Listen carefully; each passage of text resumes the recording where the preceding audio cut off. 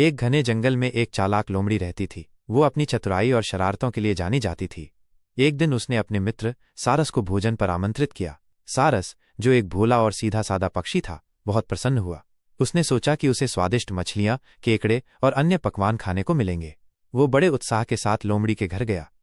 जब सारस लोमड़ी के घर पहुंचा तो लोमड़ी ने उसका स्वागत किया और कहा, मित्र, बहुत दिनों बाद आए हो, तुम्हारा इंतजार था।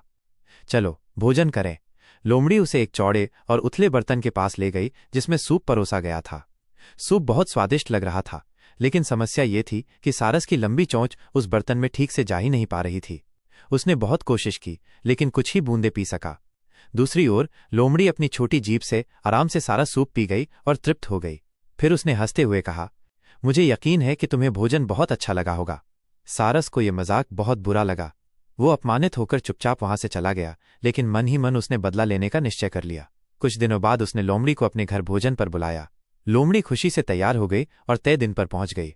सारस ने उसका गर्मजोशी से स्वागत किया और कहा, बहन लोमड़ी, आज तुम्हारे लिए विशेष पकवान बनाए हैं, मछलियां और केकड़े।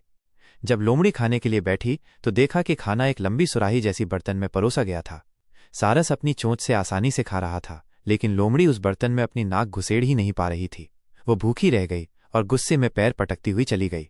सारस हंसते हुए बोला, जैसे को तैसा, बहन लोमड़ी।